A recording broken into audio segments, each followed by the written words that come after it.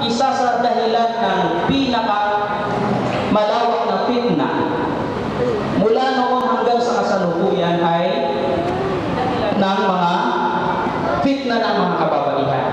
So ang babae ay may malaking papel ito sa community, sa pagiging maayos at mabuti ng community o sa paglaganap ng kasamaan at pagiging masama ng isang mamamayan.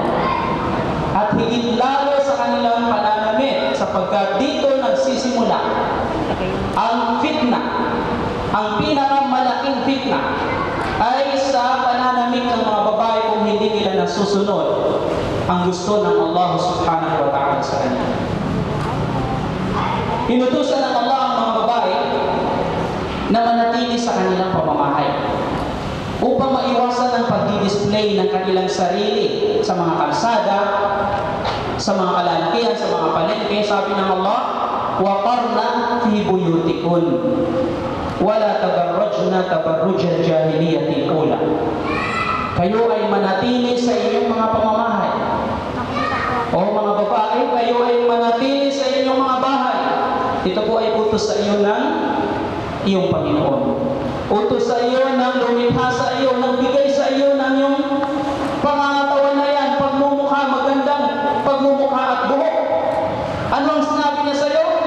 وَقَرْنَا فِي بُيُوتِكُنْ. Manatili kayo, mamalagi kayo sa inyong pamamahay. At kung sakali hindi maiwasan lumabas, وَلَا تَبَرَّجْنَا تَبَرُّجَ الْجَاهِلِيَّةِ الْأُولَى.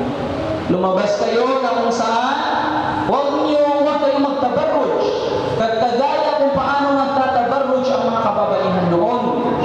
At ang tabarruj ay hindi yung nakahubad ka na, no?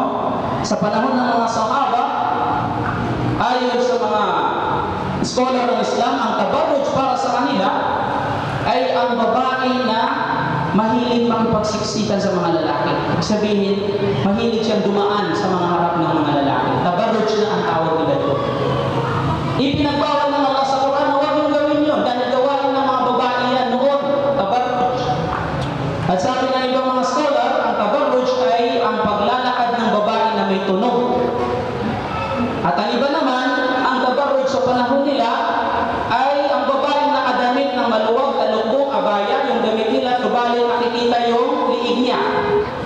Tabarruj para sa kanila yun, na ipinagbawal ng Allah subhanahu wa ta'ala sa Quran. So what more sa panahon natin ngayon, hindi lang ganoon ang nakikita sa mga kababaihan, no? Tayo ay nalulungkot sa ating mga kapatid, mga kasisteran, na kung saan hindi pa naghihijab, hindi pa nagtatalukbong. Subalit higit din tayong nalulungkot sa ating mga kapatid na nagtatalukbong na sila, naghihijab na sila, subalit ang kanilang abaya ay kailangan pa itong suotan ng another abaya. Ang kanilang hijab ay kailangan pa itong suotan ng isa pang hijab upang matawag na hijab. Kasi masikip. Mga kapatid, ang fitna ng babae ay kagaya ng sinabi ni Propeta Muhammad sallallahu alaihi wasallam, "Ma taraktu min fitnatin adarra ala rijal minan nisa." Wala akong iniwan na fitna na higit na matindi sa mga kalalakihan kaysa sa mga babae. Ibig sabihin, pinakamatinding fitna na naiwan ni Propeta sallallahu alaihi wasallam sa umma na ito ay ang mga kababaihan. Kaya sabi ni ad-dunya khalwatul khadira.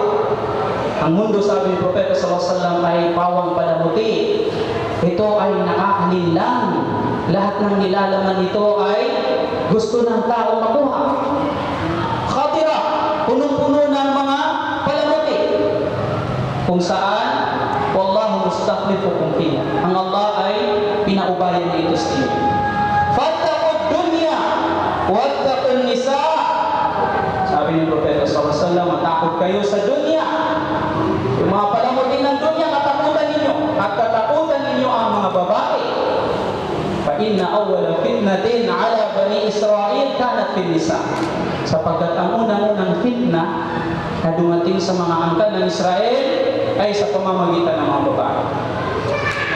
Kaya mga kapatid, nang dumating si Umayma, bagong yakap sa Islam, at Tubaya ang Nabiya sallallahu alaihi wasallam, ipinapakita niya ang kanyang pagiging loyal kay Propeta sallallahu alaihi wasallam sa relihiyong ito na kanyang niyakap. Sabi ni Propeta sallallahu alaihi wasallam sa kanya, Ubaya, okay. Kumbaga, ipangako mo sa akin, Allah tushriki billah, na huwag kang magsakuto sa Allah. Huwag kang magpanakuto, huwag kang mag-shirk sa Allah subhanahu wa ta'ala, huwag kang magtambal sa Allah. Wa alla tasriki, huwag kang magnakaw. Wa alla tazni, huwag kang magzina. Wa alla tatabarraji, at huwag kang magsuot ng damit na hindi ka nais-nais. Huwag kang magtabarruj. Ibig sabihin, huwag mong gawin ang pananamit na hindi ito angkop sa pananampalatayang Islam. So tingnan ninyo, ibig sabihin, malalaking kasalanan itong lahat binanggit ni Propeta sallallahu alaihi wasallam, at kabilang sa major sin ay ang pagtatabarruj ng isang babae. Ang hindi niya pagsusuot ng tama na nakasuotan na siyang ipinag-utos sa kanya ng Sharia Islamiyya. Mga kapatid, ang babae